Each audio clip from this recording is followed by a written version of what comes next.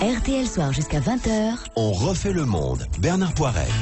Allez, une dernière fois, Audrey Pulvar, Jean-Christophe Buisson, Patrick Poivre d'Arvor, Raymond Domenech et Benoît Galeret pour les réseaux sociaux. Voici le dernier thème qui me ravit au plus haut point. Voilà, il y a tout un groupe de présidents de grandes écoles qui ont dit « on n'en peut plus ». Nos candidats écrivent comme des porcs, ils ne savent absolument plus parler le français, ils font une faute par ligne, c'est plus tolérable, donc on va réinstaurer l'obligation de passer ce qu'ils appellent la certification Voltaire, dont j'avais jamais entendu parler. Donc c'est un examen de 2h30 qui comprend une brève dictée et puis un QCM de 240 questions qui permet donc de tester le niveau de français. C'est épouvantable, ce sont des gens donc, qui sont censés aller dans des grandes écoles françaises et qui n'écrivent plus correctement. Donc la question un petit peu iconoclaste que je posais, on s'en fout à la limite de l'orthographe, l'avenir est aux analphabètes.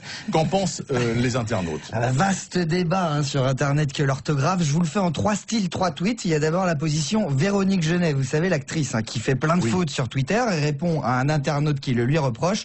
Lâchez-nous avec votre science des imbéciles. Voilà.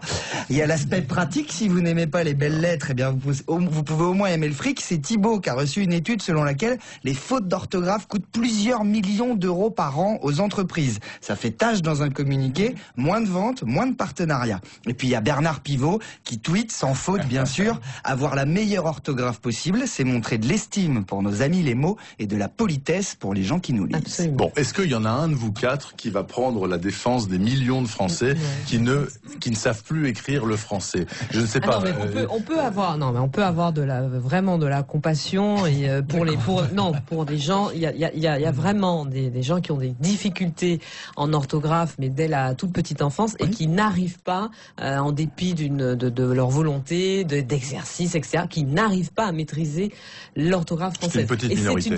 C'est une vraie souffrance pour eux. Il y a eu des tonnes de bouquins écrits sur ça. C'est une vraie souffrance pour eux.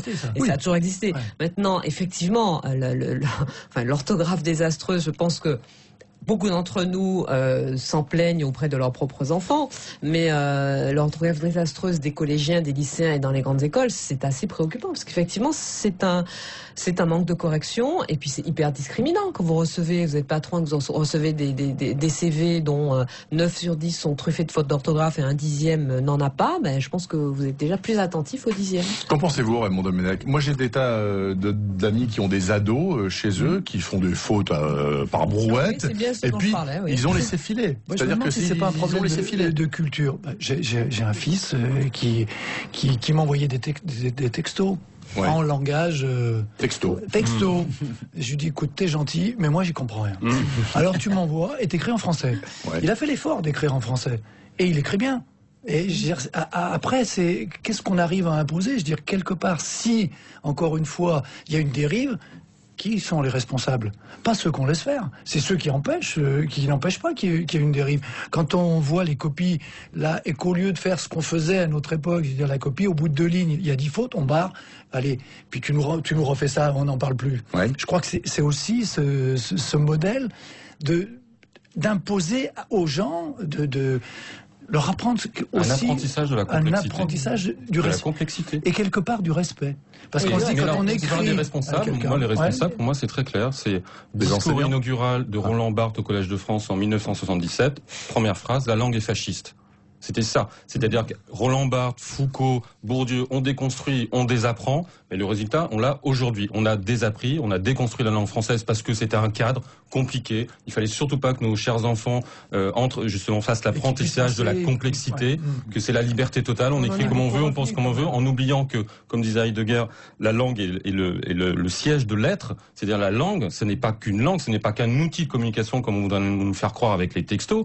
La langue, c'est aussi une culture, c'est aussi une civilisation. C'est ici une histoire, c'est aussi une identité. Mais cette langue, elle évolue. Donc maintenant, les responsables, on les connaît. La langue elle évolue quand même. De tout ça, la langue elle évolue, mais vers quoi? Vers son affadissement. Pourquoi? Parce que maintenant, on considère que la langue doit être d'abord un outil de communication, donc c'est le cheval de Troie de l'anglais. C'est ça la vraie histoire. C'est que finalement, pourquoi on s'emmerde à apprendre des règles grammaticales compliquées? C'est sûr qu'on peut être une puissance nucléaire sans savoir comment on accorde un participe passé. Le problème, c'est qu'à terme, c'est l'anglais qui conquérera toutes les langues européennes parce que c'est l'anglais qui est la langue la plus facile en termes d'outils de communication. Patrick Poivre d'Arvor. Ne disons pas trop vite que ça a toujours été comme ça. C'est faux. L'ascenseur social, en très grande partie, est venu de gens qui étaient incultes, analphabètes pour certains d'entre eux, des cultivateurs, des paysans, des ouvriers, qui n'avaient qu'un seul désir, c'est que leurs enfants soient meilleurs qu'eux, aillent plus loin.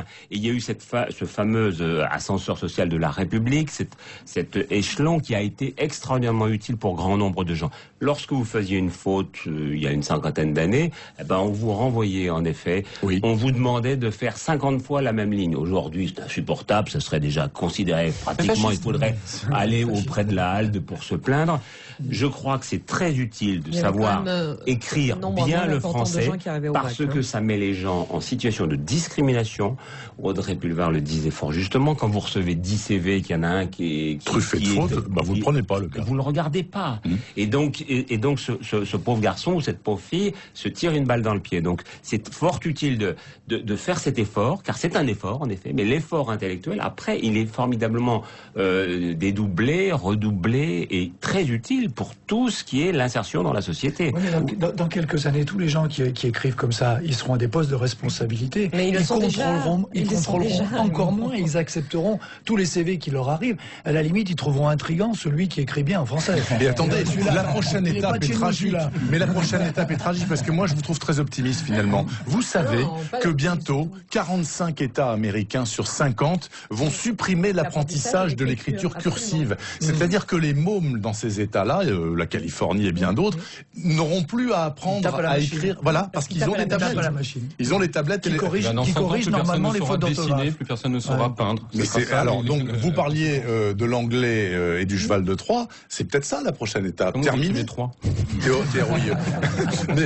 Mais le fait est que c'est peut-être ça la prochaine étape. C'est ça que vous vouliez dire, Audrey, excusez-moi. Absolument, et je suis très pessimiste comme vous, cher Bernard, parce que je pense que quand on a parlé il y a 15 jours effectivement de cette décision aux États-Unis de supprimer l'apprentissage de l'écriture cursive, il s'est trouvé des gens ici pour dire oui, pourquoi pas finalement, maintenant on écrit tous avec nos téléphones portables, nos ordinateurs, pourquoi s'embêter, pour rester poli, à apprendre l'écriture cursive? Mais moi je trouve que c'est quelque chose d'absolument dramatique. On parlait d'identité à l'instant, je considère que l'écriture, en dehors du fait que c'est un exercice de mémoire formidable et d'apprentissage formidable, mais ça fait partie de notre identité. Non, mais il y a pire, parce que dans quelques années, on pourra simplement dicter.